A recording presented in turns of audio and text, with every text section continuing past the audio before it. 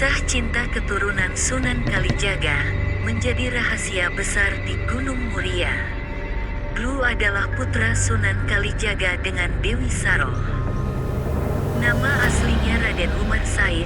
Seperti ayahnya dalam berdakwah, beliau menggunakan cara halus ibarat mengambil ikan tidak sampai mengeruhkan airnya. Itulah cara yang ditempuh untuk menyiarkan agama Islam di sekitar Gunung Muria, tepatnya di Colo.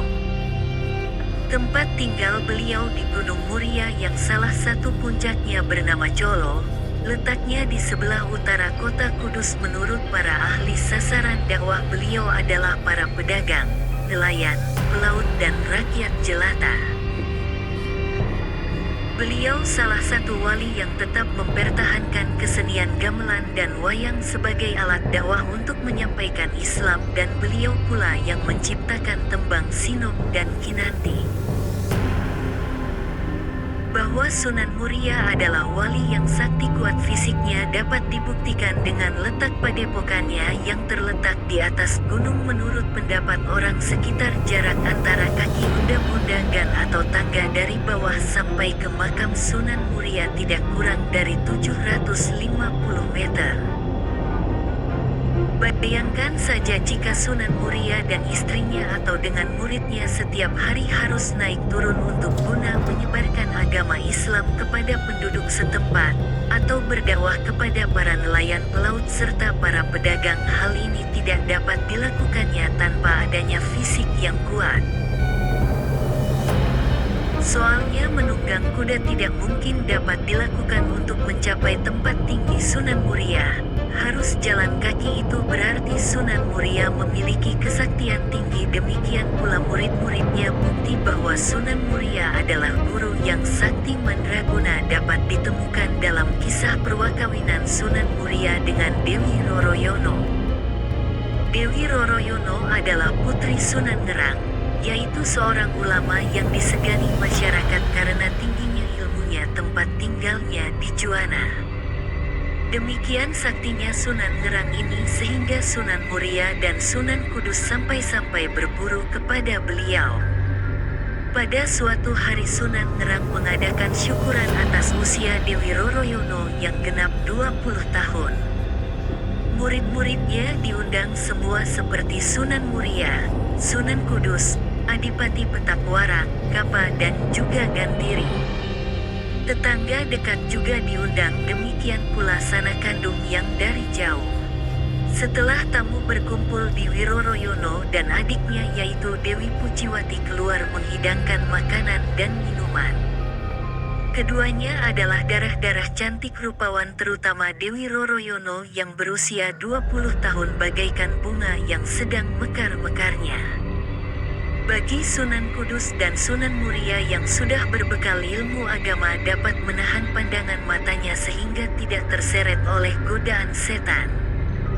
Tapi seorang murid Sunan Ngerang yang lain yaitu Adipati Petakwarak memandang diri Roroyono dengan mata tidak berkedip melihat kecantikan gadis itu. Sewaktu menjadi cantik atau murid Sunan Ngerang, ketika Petakwarak belum menjadi seorang adipati, Dewi Roroyono masih kecil, belum terlihat benar kecantikannya yang mempesona seperti saat ini. Karena hal itu Adipati Petakwarak menjadi tergila-gila, sepasang matanya hampir melotot memandang gadis itu terus-menerus. Karena dibakar api asmara yang menggelora, Petakwarak tidak tahan lagi. Dia menggoda Dewi Roroyono dengan ucapan-ucapan yang tidak pantas, lebih-lebih setelah lelaki itu bertindak kurang ajar. Tentu saja membuat Dewi Roroyono merasa malu sekali, lebih-lebih ketika lelaki itu berlaku kurang ajar dengan memegang bagian tubuhnya. Dewi Roroyono marah, nampan berisi minuman yang dibawanya sengaja ditumpahkan ke pakaian sang adipati.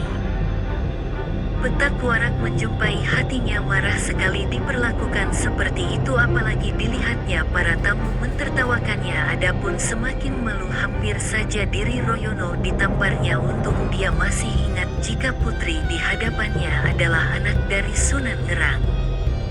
Masuk ke dalam kamar sambil menangis jadi-jadinya karena dipermalukan oleh Petakwarak.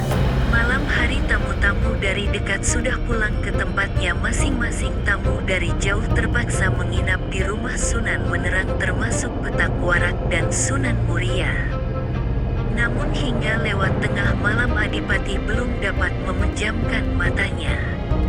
Sang Adipati kemudian bangkit dari tidurnya mengendap-mengendap ke kamar Dewi Royono mengintipnya dengan rasa yang menggebu-gebu. Kemudian sang Adipati menculik gadis tersebut dan membawanya ke wilayah Mandalika, wilayah Keling atau Kediri. Setelah Menerang mengetahui bahwa putrinya diculik oleh Adipati, maka beliau berikrar siapa saja yang berhasil membawa putrinya kembali akan dijodohkan dengan putrinya. Bila perempuan akan dijadikan saudara Dewi Roroyono, tidak ada yang menyatakan kesanggupannya karena semua orang telah maklum akan kehebatan dan kejaman Adipati yang menculik putri dari gurunya. Hanya saja Sunan Muria yang bersedia memenuhi harapan dari gurunya. Ketika Sunan Muria ingin mengejar sang Adipati di tengah perjalanan, Sunan Muria bertemu dengan Kapa dan Gantiri, adik perguruannya yang lebih dahulu pulang sebelum acara syukuran berakhir. Kedua orang itu merasa heran melihat Sunan Muria berlari cepat menuju arah dari Keling. Setelah mendapatkan penjelasan dari Sunan Muria, kedua bersaudara itu menghormati Sunan Muria sebagai saudara perguruannya yang lebih tua. Keduanya lantas menyatakan diri untuk membantu Sunan Muria merebut kembali Dewi Roroyono. Meskipun begitu, tetap saja yang akan menikah dengan putri cantik tersebut tetap Sunan Muria dan dia hanya sekedar membantu saja. Sunan Muria akhirnya meluluskan permintaan adis perguruannya. Rasanya tidak enak menolak seseorang yang hendak berbuat baik, lagi pula ia harus menengok para santrinya di padepokan Gunung Muria. Untuk merebut Royono dari tangan Adipati yang perkasa, dua bersaudara tersebut meminta bantuan kepada salah satu seorang tokoh sakti mandraguna yang jarang tandingannya, dia adalah Wiku Lodang Datuk.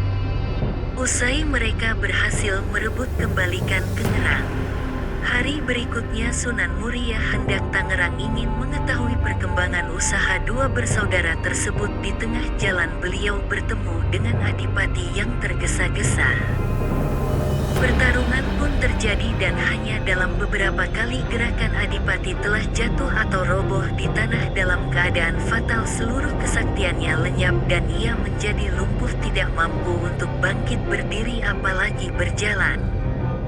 Sunan Muria kemudian meneruskan perjalanan ke Juwana. Kedatangannya disambut gembira oleh Sunan Ngerang. Karena dua bersaudara telah bercerita secara jujur bahwa mereka sendirilah yang memaksa mengambil alih tugas Sunan Muria mencari Dewi Roroyono, maka Sunan Ngerang pada akhirnya menjodohkan Dewi Royono dengan Sunan Muria. Upacara pernikahan pun segera dilaksanakan. Setelah itu Sunan Muria membawa Dewi Roroyono ke pondok pesantren di Gunung Muria. Sedangkan dua bersaudara tersebut diberikan tanah di desa Buntar. Dengan hadiah itu keduanya sudah menjadi orang kaya hidupnya sebab kecukupan. Bersambung.